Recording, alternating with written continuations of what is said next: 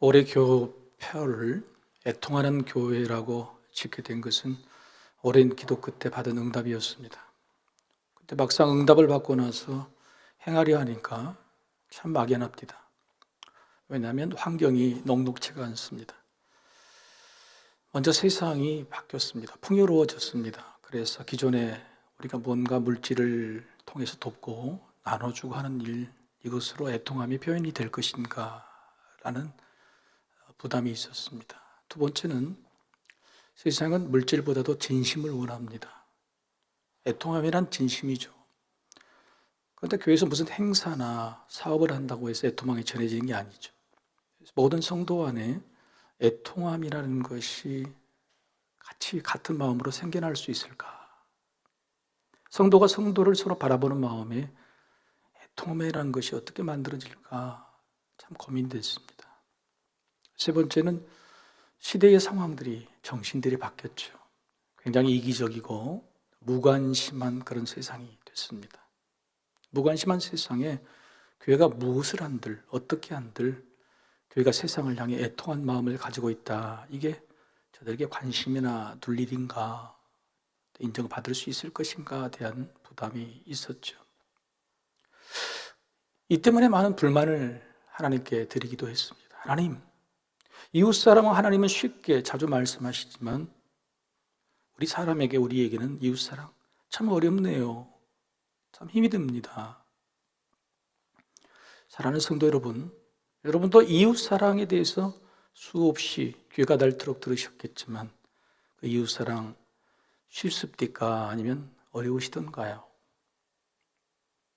하나님의 말씀이 지당하고 마땅히 하고 싶은 마음도 들지만 그 말씀을 수행하기에 곤란하고 힘들고 어려운 말씀들이 꽤 있습니다. 오늘 본문의 주인공 사무엘에게도 하나님께서 굉장히 곤란한 명령을 내리시죠. 싫고 힘든 정도가 아니라 목숨을 내놓아라 하는 그런 말씀입니다. 왜냐하면 이미 버리신 지금의 왕 사울왕 대신에 새로운 왕을 세우는데 너가 거기 가서 기름을 부으라는 거죠. 하나님의 입장에서는 이 나라를 새롭게 바꾸겠다고 하시는 말씀이지만 이 말씀을 듣는 사무엘의 입장에서는 뭡니까? 나라를 바꾸자, 아니 나라를 반역하자, 이런 뜻 아니겠습니까? 왜냐하면 여러분, 세상의 순리도 새로운 왕이 세워지려면 기존에 있던 왕이 죽거나 아니면 자리에서 물러나야 돼요. 근데 사울왕이 지금 어떤 상황입니까? 왕이 오른 지 25년째 모든 전쟁마다 승승장구하고 자신의 위세와 권위가 자리를 잡았을 그런 사울왕이 지금 떡하니 붙어 있는데 어떻게 다른 사람의 기름을 붓느냐? 이것은 반역행위예요. 자기 목숨을 내놓아야 될 일입니다. 또 결과적인 분석을 더해보자면 이제 사무엘이 가서 하나님이 세우신 다윗에게 기름을 붓습니다. 근데 다윗이 바로 왕이 됩니까? 왕이 되는 시간이 기름 부음 받은 이후로 무려 15년이나 지나야 되고 이스라엘 전체의 왕으로 인정받기까지는 그로부터 또 5년 뒤 20년이 되어야 왕이 되는 겁니다. 그러면 이처럼 20년이나 더 이르게 또 20년이나 기다리게 하실 것이라면 왜 이렇게 서두르셨던 것입니까? 여러분, 사무엘도 얼마나 부담을 가졌는지 모르겠어요. 다윗에게 기름을 붓고 나서도 사울 왕이 무려 10년이나 더 살았습니다. 이 10년 동안에 내가 다윗에게 기름을 부은 사실, 반역의 사실이 들킬까 봐 그 말년에 얼마나 노심초사했겠어요. 무려 10년이나. 더구나 다윗도 차라리 나중에 기름 부음 받지 처음부터 기름을 부음 받았어요. 그래서 20년이나 힘들고 어려운 왕이 오르기까지의 그런 과정을 겪어만 했습니다. 왜 그러셨을까요? 하나님이 왜 그렇게 서두르신 것일까요? 순리대로 했다면 좋을 걸. 사울 왕이 죽고 나서 그 다음에 다윗에게 기름 부으라, 세우라. 뭐가 문제입니까? 하나님 때문이 아니었습니다. 다윗 왕 때문도 아니고 이스라엘 백성을 사랑하셔서 위하신 그런 때문도 아니었습니다. 이유는 뭐냐면 사무엘 때문이었습니다. 하나님께서 사무엘에게 나타나셔서 하신 말씀. 자, 1절 상반절 말씀 제가 읽습니다. 여호와께서 사무엘에게 이르시되 내가 이미 사울을 버려 이스라엘 왕이 되지 못하게 하였거늘 내가 그를 위하여 언제까지 슬퍼하겠느냐? 언제까지 슬퍼하겠느냐? 버림받은 것은 사울 왕인데 사무엘은 마치 자신이 버림받은 것처럼 생각했을까요? 아니면 번복할 수 없는 일입니다. 사울이 버림받은 것. 그런데 혹시 하나님께서 바꾸실까, 번복해 주실까, 미련이 남았었던 것일까요? 아니면 사무엘의 인생에 자기 아들 둘도 자식 농사에 실패했지요. 백성들이 인정하지 않았죠. 그리고 자신의 제자 사울도 실패하게 된 거예요. 근데 인생이 뭐냐? 자기 인생에 대해서 너무 후회가 찾아와서 이렇게 슬퍼하고 있었던 것일까요? 여하튼 사울을 생각하거나 자신을 너무 불쌍해서 눈물만 나온 그 세월이 길어지고, 그리고 그 슬픔과 눈물이 오히려 사무엘 그 자신을 집어삼켜 무너뜨리는 것을 하나님은 차마 두고 보지 못하셨던 겁니다. 네가 언제까지 슬퍼하겠느냐? 네가 언제까지 낙심하고 좌절해 있겠느냐? 그렇습니다. 실패가 사람을 무너뜨리는 것이 아닙니다. 실패로 찾아온 슬픔이 무너뜨립니다. 죽음이 사람을 무너뜨리는 것이 아닙니다. 죽음이 가져온 슬픔이 무너뜨립니다. 죄가 사람을 무너뜨리는 것이 아닙니다. 죄에 대해서 누군가의 정죄함을 받거나 스스로 실망감, 그것으로 인한 슬픔과 좌절이 무너뜨립니다. 그러니까 문제나 상황이 사람을 삼키는 것이 아니라 문제나 상황이 내 안으로 들어와서 생겨나는 여러 감정들 중에 특별히 슬픔과 분노 같은 것들이 바로 사람을 무너뜨리는 것이죠. 이미 사무엘은 사울 왕이 버림받았다는 사실을 20년 전에 이미 하나님께 예고를 받았습니다. 하나님의 마음에 맞는 사람을 정해 두었다. 블레셋과의 싸움에서. 그래서 알고 있었어요. 20년 전부터. 그런데도 새로 왕이 될 사람보다도 지금 왕인 사울에 대해서 사무엘은 연민과 불쌍한 연민과 미련이 남아있었던 거예요. 그게 슬픔을 만들었고 그 슬픔을 사무엘에 무너뜨리게 하고, 더 중요한 것은 그렇게 거기에 쌓여있는 그 슬픔 때문에 하나님이 하시고자 하는 계획, 하나님의 뜻을 막아서고 있었다는 사실입니다. 우리에게도 감당 못할 슬픔들이 찾아오지요. 가까운 사람이 죽거나 아니면 망하게 되거나 아니면 아프게 될 때, 하나님이 왜 이러시냐고 내가 이 받아들이지 못하겠습니다. 내가 뭐 때문에 그래야 됩니까? 그런데 이렇게 이걸 받아들이지 못한다는 말은 슬픔이라는 감정의 차원을 넘어서서 인간, 사람의 생사화복을 주관하시는 하나님의 일방적인 주권을 내가 부인하겠다, 인정하지 못하겠다라는 말과 같아질 수 있다는 겁니다. 사무엘이 지금 넘어가려고 하는 거예요. 그래도 아픈 건 아프고 슬픈 건 슬픈 거죠. 그죠? 그래서 뭐가 관건이냐면 누구에게나 찾아온 이런 슬픔, 아픔, 좌절, 이걸 어떻게 이겨낼 수 있을까라는 점이죠. 여러분 어떻게 이겨내고 계십니까? 이런 이야기가 있습니다. 늘 병치료를 했던 엄마가 이른 나이에 죽고 말았습니다. 남겨진 식구는 아빠와 12살 먹은 딸입니다. 이 둘은 먼저 가서 슬픔을 주고 간 그 엄마, 그 슬픔을 이겨내려고 발버둥 치는 일이었어요. 그 아빠는 딸 앞에서 눈물을 보이지 않게 노력하다가 참을 수 없을 때는 목욕탕에 들어가서 샤워꼭지에 물을 틀고 엉엉 웁니다. 근데 12살 먹은 딸이 그걸 아는 거예요. 그래서 다짐을 했어요. 나는 사랑하는 사람들에게 이런 슬픔과 좌절을 주는 인생을 살지 않겠다.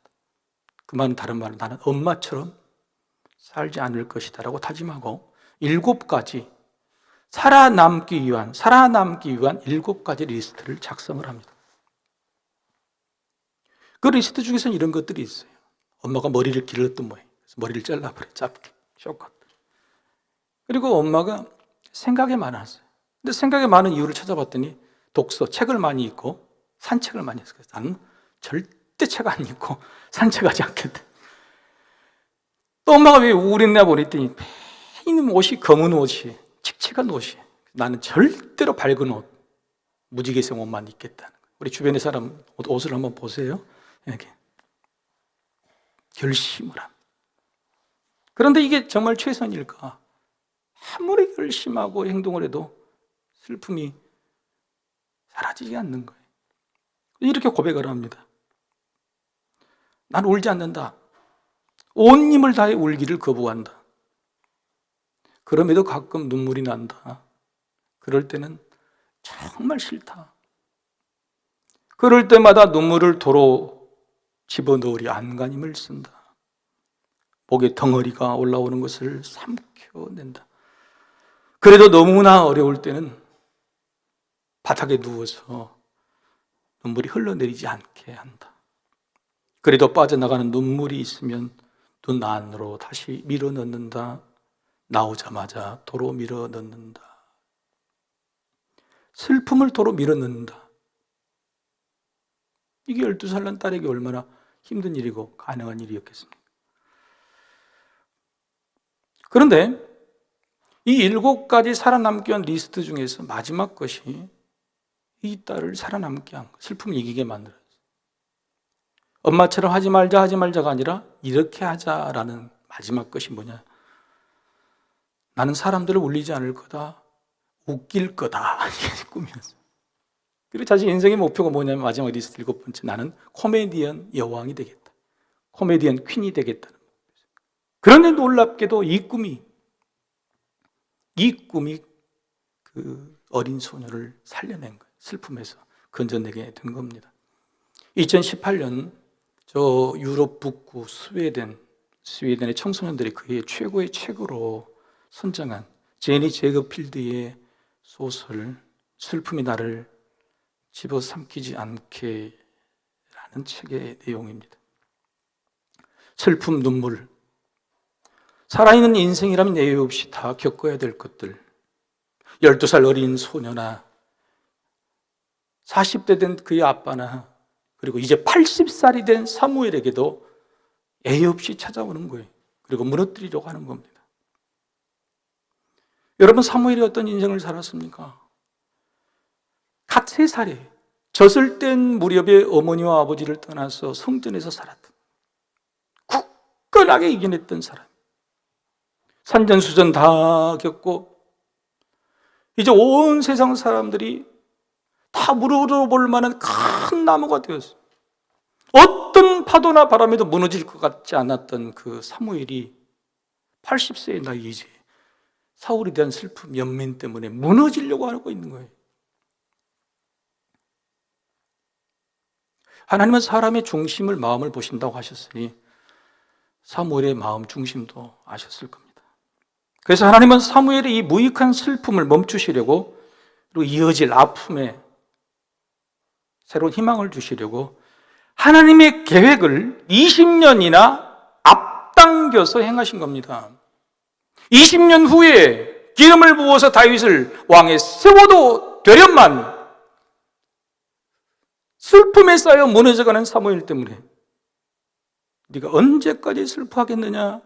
그 사무엘을 위해서 하나님의 그 정해진 때를 미리 앞당기신 거예요. 들고 있는 패를 미리 까신 거죠. 그 패가 뭡니까? 바로 하나님의 꿈이었어요. 12살 어머니를 여인 그 어린 소녀가 살아남게 되는 것이 꿈이었듯이 오늘 사무엘에게 그 슬픔에 벗어나 살아남을 수 있는 방법으로 하나님은 하나님의 꿈을 20년이나 앞당겨서 가져오신 겁니다. 1절 하반절 말씀 함께 읽겠습니다. 너는 뿔에 기름을 채워 가지고 가라. 내가 너를 베들레헴 사람 이새에게로 보내리니 이는 내가 그의 아들 중에서 한 왕을 보았느니라 하시는지라. 이게 하나님의 꿈이었습니다. 이 말씀 중에 우리가 주목해야 할 단어는 뭐냐면 보았느니라 라는 단어입니다. 여러분, 하나님께서 이새 아들 중에서 기름을 부어 왕으로 세우라는 명령이죠. 그러면 이 표현을 어떻게 해야 됩니까? 내가 그의 아들 중에서 한 왕을 택하여 정했노라 이렇게 말씀하셔야 돼요. 근데 그렇게 말씀하지 않으셨어요. 택하고 정했다가 아니라 기쁨으로 보았다. 기쁨으로 보았다. 사무엘아, 내가 다윗이라는 애를 베들레헴 조그마한 동네의 이세의 아들, 막내 아들 그를 보고 너무너무 기뻤다. 이런 뜻이죠. 사무엘아, 나도 슬펐다. 사울을 기다려주고 다시 기회를 주어도 변하지 않는 그 실망감에 나도 무척 슬펐단다. 그래서 나도 후회했다. 하지만 이렇게 후회만, 슬퍼만 하고 있을 수는 없었다. 그래서 나도 새로운 꿈을 꾸고 그 꿈으로 다시 기뻐했고 슬픔을 이겨내었다. 그러하니 사무엘아, 너의 슬픔도 이겨내기를 원한다. 언제까지 슬퍼할 것이냐? 내 꿈을 너도 품기를 원한다. 그 꿈으로 너도 기뻐하게 될 것이다.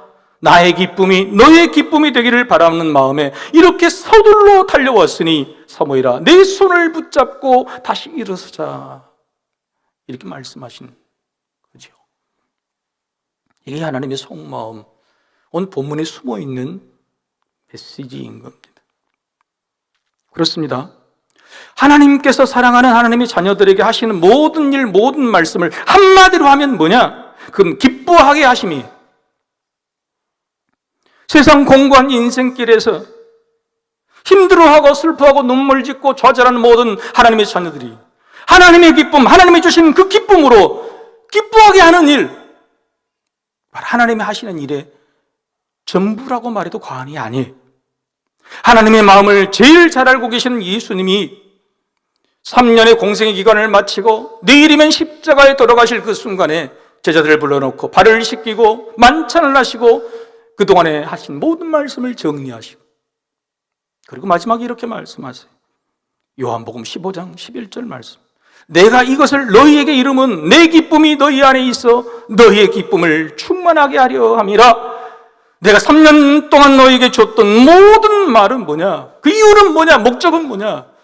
내 안에 있는 기쁨, 내 안에 있는 이 기쁨이 너희들의 기쁨이 되기를 원한다. 그 기쁨이 충만하기를 원한다. 이게 예수님의 제일 중요한 말씀이었어요. 그런데 오늘 이렇게 내 기쁨이 너희 기쁨이 되기를 원하니까 기뻐하라고 말씀하시. 당장 내일 예수님께서 잡히셔서 십자가에 돌아가실 그때에 받을 제자들의 충격을 생각하시니까 예수님 한 말씀을 더 하세요. 요한복음 16장 20절이죠. 내가 진실로 진실로 너희에게 이르노니 너희는 곡하고 애통하겠으나 세상은 기뻐하리라. 너희는 근심하겠으나 너희 근심이 도리어 기쁨이 되리라.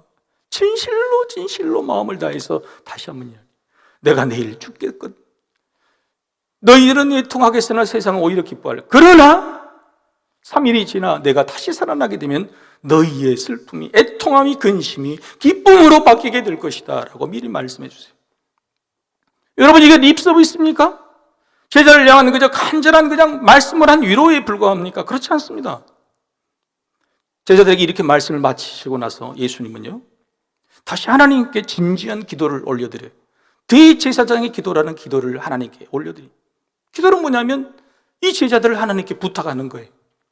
그 부탁하는 기도의 말미에 예수님께서 다시 이렇게 말씀하세요. 요한복음 17장 13절. 같이 한번 읽어보실까요?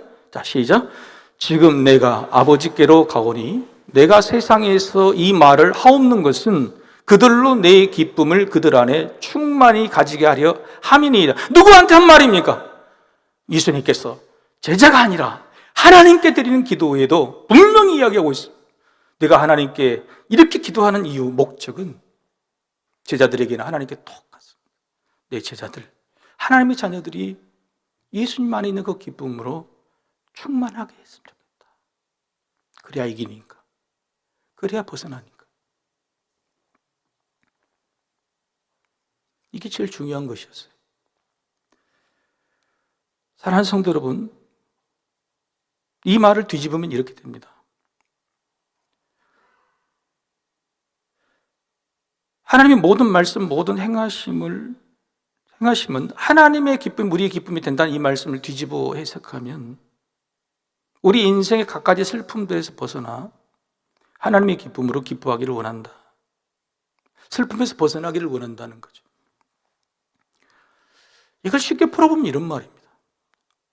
웃으며 사는 것이 하나님의 사랑이고, 그래서 남들도 웃게 해주는 것이 이웃사랑입니다. 기쁨이 충만하면 웃음이 나오죠. 우리 한번 읽어보실까요? 시작. 웃으며 사는 것이 하나님의 사랑이고, 그래서 남들도 웃게 해주는 것이 이웃사랑. 여러분, 아프지요? 슬프지요? 그럼에도 불구하고 우리가 기뻐요, 웃어요. 그러면 하나님이 뭐라고 생각하시면, 참 고맙다, 네가 나를 사랑하는구나, 나를 믿는구나 인정해 주신 거예요. 힘들고 어렵습니다, 시험과 좌절이 있는데 죽겠다고 말하는 것이 아니라 나 괜찮아, 웃어요. 우리 옆 사람이 희망을 줘요. 그게 이웃사랑인 거예요. 여러분, 주일을 거룩하게 성수하는 여러분, 그리고 저에게도 아쉬운 게 하나 있어요. 왜냐하면 주일, 일요일에 TV 프로그램에 재밌는 걸 많이 하잖아요. 그렇죠? 여러분, 지금 12시 되면 40년 동안 이어지는 프로그램이 뭐 있어요? 전국! 아이고, 잘하시네. 1, 2, 3부 동일하게 너무너무 졸고 계시다가 이야기할 때는 다 계시더라. 다시 한번 하겠습니다. 전국! 노래자랑! 그렇죠. 이걸 내가 생방송으로 본 적이 없어요. 근데 여러분, 이 전국 노래자랑을 무려 1980년도부터 무려 40년 넘게 진행하시는 사유자가 누구시죠? 그렇게 말씀하시면 안 되죠. 지금 송혜 선생님의 나이가 95세인데 송혜 그러면 되겠습니까? 송혜 선생님이 이렇게 해야 돼. 얼마나 재밌습니까? 그 나이에 95세라는 한국 나이로 95세 되는 송혜 선생님이 얼마나 건강하세요? 전 세계에 희망을 주잖아요. 근데 그 비결이 있대요. 비결. 송혜 선생님이 그렇게 남들에게 기쁨을 주고 건강하신 비결이, 95세 비결이 뭔가 알고 싶으세요? 500원. 근데 그 비결이 뭐냐면 목욕하는 거예요. 목욕하는 거. 목욕탕에 가는 거예요. 목욕을 하고 나면요, 사람도 변할 뿐 이름도 바뀐대요. 송이라는 이름이 뽀송뽀송해. 이렇게. 좀 웃어주세요. 송이라는 이름이 뽀송뽀송해. 95세가 돼도 내 안에 뽀송뽀송한 것들이 있다면 남들에게 웃음을 주고 용기를 주고 희망이 되는 거예요. 우리 안에 뽀송뽀송한 게 뭐가 있어요? 자, 우리 한번 다짐해 봅시다. 한번 따라해 볼까요? 웃으면서 합시다. 남들도 웃게 해 주십시다. 지금 웃어 봅시다. 우리 사람한테 한번 웃어 봅시다. 이렇게 웃어 봅시다. 웃게 해줄 능력이 없어도 웃어줄 수는 있잖아요. 자, 그러면 결론은 하나님께서 20년에 이르게 슬픔 속에 있는 사무엘을 웃게 하시려고 오셨어요. 그럼 사무엘이 웃었을까요? 그럼 사무엘이 웃었습니까? 웃지를 않았어요. 여전히 뭔가가 막아서는 게 사무엘 안에 있었습니다.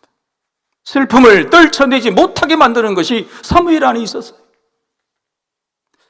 새로운 꿈을 향해 막아서는 것들, 그 실패의 습성들, 습관들 두 가지가 오늘 본문에 나타납니다. 그게 뭐냐면 두려움과 고착이. 새 것에 대한 두려움, 새 것에 대한 두려움. 사울이 날 죽이면 어떻게 하죠? 애것에 대한 고착이. 슬픔을 떨쳐내고 이기는 것보다 슬픔에 안주하게 하는 이 두 가지가 훨씬 더 편했던 거예요. 두려움과 고착에 안주해버리는 것이 쉬웠어요. 구체적으로 살펴볼까요? 첫 번째 사무엘에게 실패의 습성은 뭐냐면 두려움이었어요. 가서 기름을 부으라. 그럴 때 사무엘이 뭐라고 대답합니까? 2절 상반절 말씀 같이 한번 읽어보겠습니다. 사무엘이 이르되 내가 어찌 갈 수 있으리까? 사울이 들으면 나를 죽이리이다. 사무엘만 생각하면 연민, 사랑이 있어서 그것 때문에 슬픔이 있는 거. 반면에 한편으로는 뭐가 있습니까? 사울에 대한 두려움이 있었던 거예요. 여러분, 슬픔을 이기고 나서 찾아온 게 두려움이 아니에요. 슬픔과 두려움은 동전의 양면처럼 붙어 있는 거예요. 과거 것에서 벗어나지 못한 것들은 새 것에 대한 두려움이 있는 거예요. 심지어 사무엘뿐만 아니라 베들레헴이라는 조그만 곳에 사무엘이 갑니다. 그때 베들레헴에 있던 장로, 지도자들이 놀래서 나옵니다. 이컨대 대통령이 갑자기 자기 시골 조그만 동네에 예고 없이 찾아온 거예요. 그 이들이 벌벌 떠는 겁니다. 우리를 죽이러 왔을까? 뭐가 잘못했을까? 그래서 그들의 인사말이 뭐냐면, 사무엘이여, 우리에게 평강을 위해서 오셨습니까? 그들이 예전에 사울왕을 세워두려고 사무엘의 두 아들을 반대했던 것들을 기억하고 있는 거예요. 사무엘이나 베들레헴 고을의 장로들이나 새로운 세상, 새로운 기회가 왔다. 조그만 베들레헴이 영원토록 유명해진 바로 그 예수님께서 태어나신 곳 아니에요? 그 기회는 두려움이 막고 있는 거예요. 여러분도 우리 안에 두려움이 있지 않습니까? 새 것에 대한 두려움. 여러분 두려워하지 마십시오. 하나님이 주신 꿈은 결코 우리를 실패하게 만드는 그런 꿈이 아니에요. 믿으시길 바랍니다. 두 번째 사무엘에게 있었던 실패의 습성은 뭐냐면 바로 고착입니다. 다윗왕을 찾으러 이새의 집으로 갔습니다. 다윗인지도 몰랐죠. 아들 7이 있는데 첫 번째 아들 엘리야부터 오는데 너무너무 잘생기고 막 외모가 출중한 거예요. 이 사람이다 했더니 하나님께서 그때 나타나서 하신 말씀이 나는 그 사람을 이미 버렸다. 나는 외모를 보는 것이 아니라 마음의 중심을 보신다. 사무엘아 정신 차리라. 둘째 아들, 셋째 아들 쭉 7명이 다 오는데도 하나님이 이 사람이다 말씀하지 않았어요. 그런데 여기 자리에 참여하지 않았던 마지막 8째 막내 아들 다윗을 억지로 데리고 와서 볼 때에 사무엘이 그렇게 고백하는 것이 사무엘서니까 고백이 기록이 되어 있어요. 여기 12절 한번 읽어보실까? 12절. 자, 시작. 그의 빛이 붓고 눈이 빼어나고 얼굴이 아름답더라. 사무엘이 하나님께서 기름 부으신 사람이라고 확신한 근거가 뭐예요? 여전히 외모인 거예요. 하나님이 금방 넌 외모를 보지 아니하고 마음을 본다고 말씀하셨는데 금방 그 말씀, 그 꾸중, 그걸 듣고도 자기 안에 있는 고착된 선입관들을 버릴 수가 없는 거예요.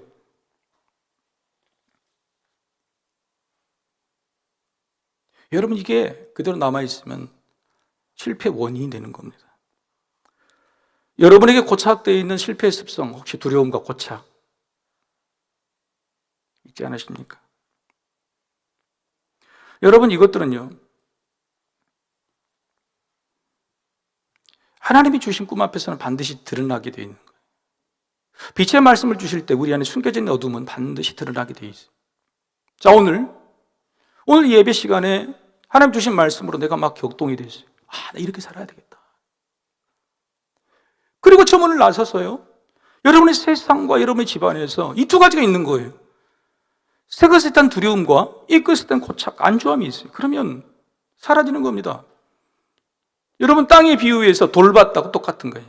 돌밭에 심겨진 뿌리, 뿌려진 씨앗이 즉시 기쁨으로 봤대 시련이 오니까 금방 사라져 버렸더라. 제 자녀 중에 한 명이 고3 대입 수학 능력 시험에 실패를 했습니다. 평상시 점수보다 40점에서 50점을 적게 받았어요. 오늘이 이제 수능 39일째 남은 날이죠. 여러분 기도하시길 바랍니다. 기도해 주세요. 그런데 그 딸이 내가 아무데나 원서를 쓰겠다는 겁니다. 그리고 룰루랄라 돌아다니는 거예요. 그냥 그 원서대로 그 점수를 맞춰서 쓴대. 재수 안 한다. 마음이 속이 상했어요. 아까워서요. 그래서 며칠 뒤에 앉혔어요. 물었어요. 네가 그동안에 아빠하고 나눴던 너의 꿈, 그 인생의 소망을 네가 포기했다면 그래, 네 마음대로 해도 좋아. 그 한마디 딱 했어요. 그럴 때 그 다음날 아빠 나 재수할게요 그러더라고요. 그래서 그 다음날 당장 기숙사형 재수학원에 집어넣어버렸습니다. 그때가 1월 초죠. 졸업도 아직 안 한. 졸업도 못한 1월 초에 기숙사형 재수학원 집어넣어버렸어요. 그때 놓치면 안 되잖아요.